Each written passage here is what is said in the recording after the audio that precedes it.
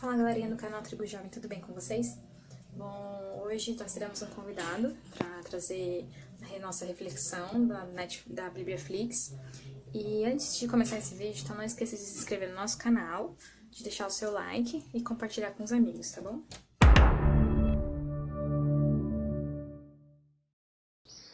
Fala galera, tudo bem com vocês?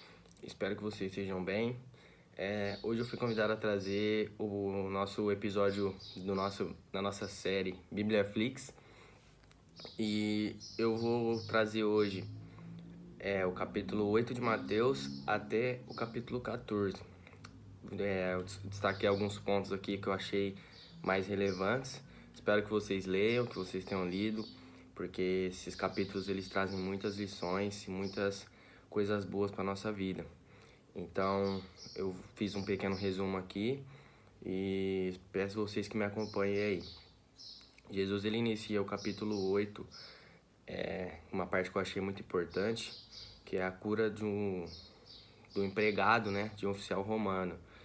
Jesus ele tá lá andando, né, com seus discípulos, e aí chega esse oficial romano e pede para Jesus curar o seu servo. E aí Jesus fala, não, vamos lá na sua casa então, que eu curo ele, sim. E ele fala, não, senhor, se o senhor me der só uma palavra, eu sei que ele vai ser curado.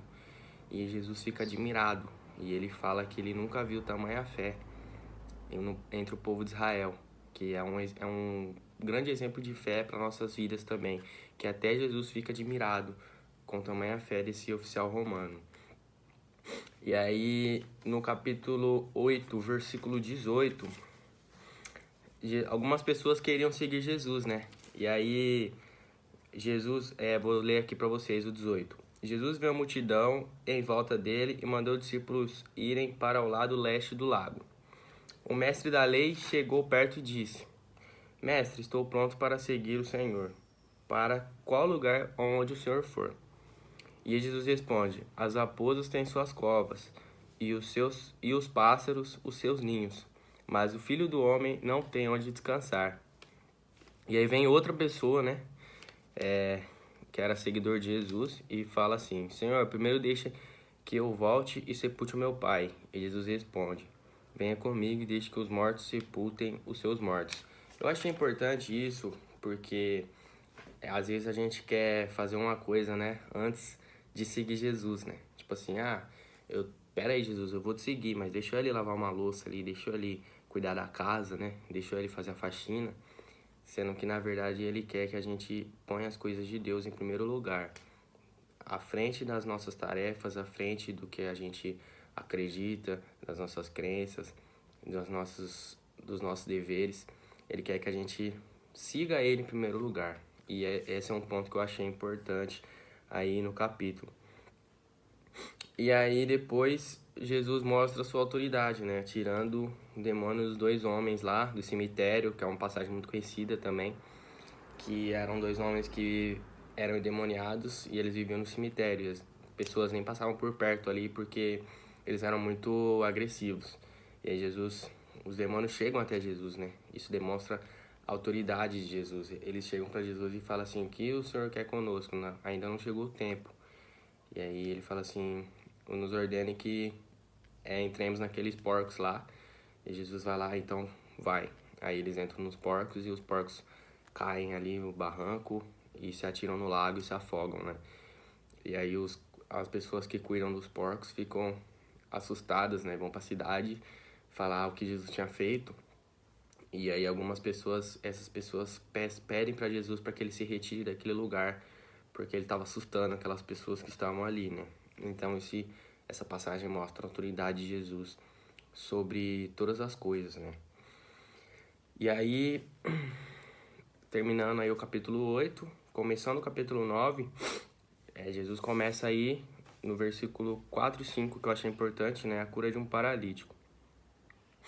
Jesus, ele aqui no versículo 4. Porém, Jesus sabia que eles estavam pensando e disse, por que é que vocês estão pensando essas coisas más, né? Porque sempre que Jesus fazia alguma coisa, os mestres da lei, os fariseus, ficavam só aqui, ele é o chefe dos demônios, ele fica se auto-intitulando Filho de Deus.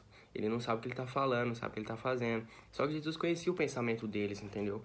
E aí eles ficam perguntando, e aí Jesus dá uma resposta para eles no versículo 5, me acompanhe. O que é mais fácil dizer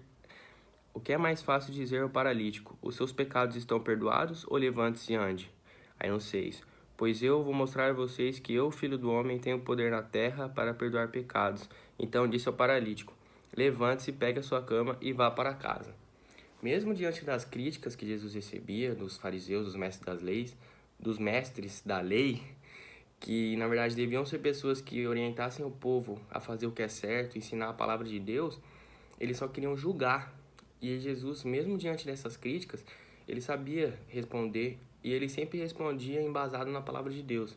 Ele mostrava alguns trechos da Escritura e falava para eles: tá escrito lá em Isaías, tá escrito lá em Salmos, tá escrito lá, e ele sempre citava a Bíblia e mostrava para essas pessoas que elas estavam erradas, porque essas pessoas só queriam julgar, só queriam atirar as pedras, né? E Jesus, ele veio para, na verdade, falar que todas as pessoas merecem o reino de Deus. Se você entregar a sua vida, se você seguir certo o que Deus fala. Então, ele sempre vem dando essas respostas para essas pessoas que ficavam julgando, né? E aí, mais à frente, né, Jesus encontra Mateus, o cobrador de impostos. E aí ele vai e janta na casa de Mateus, que é aí no versículo 10, me acompanhe, por favor.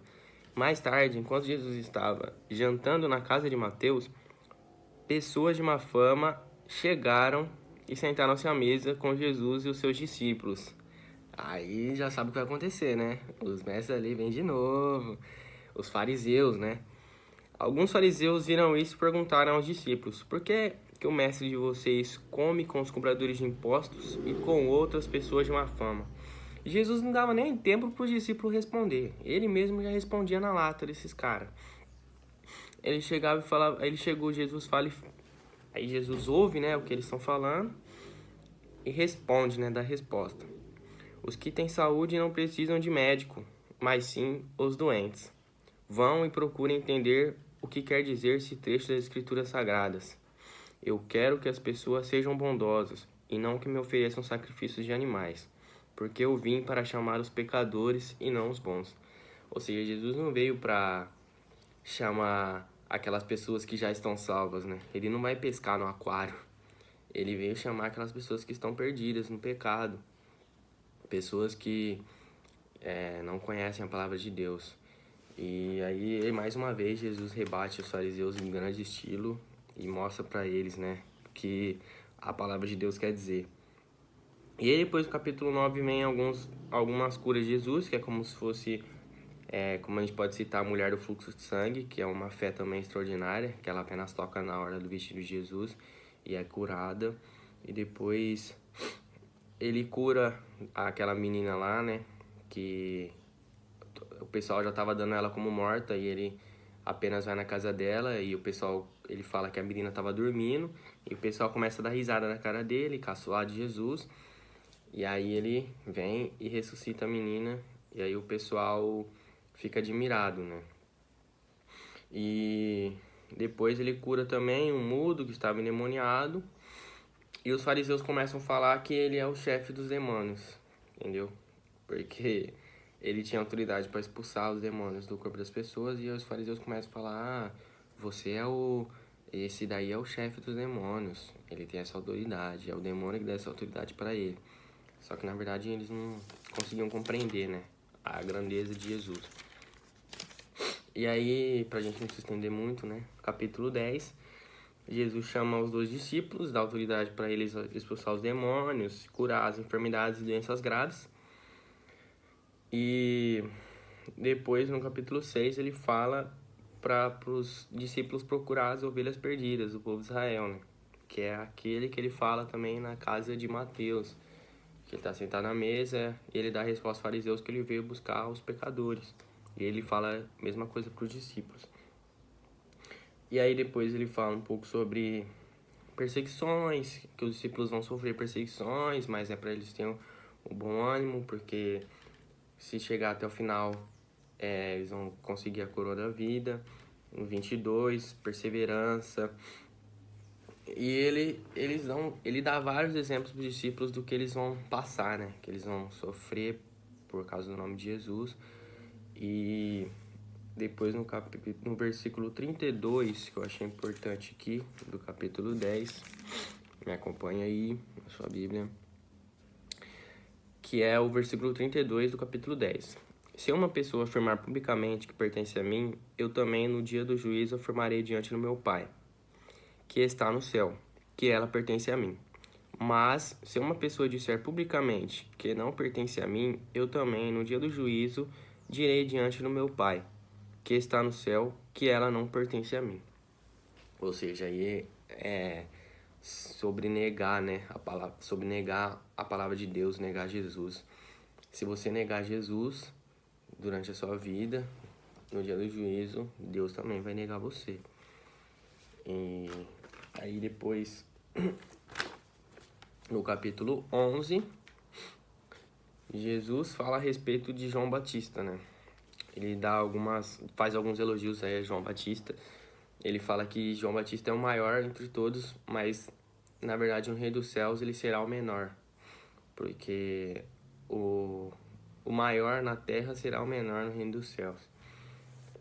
E aí Jesus ele faz uma acusação em algumas cidades onde ele passou e fez milagres, né? Porque na verdade ele passou, fez milagres para as cidades, e aí o pessoal continuou pecando, não acreditou e viveu uma vida de pecado.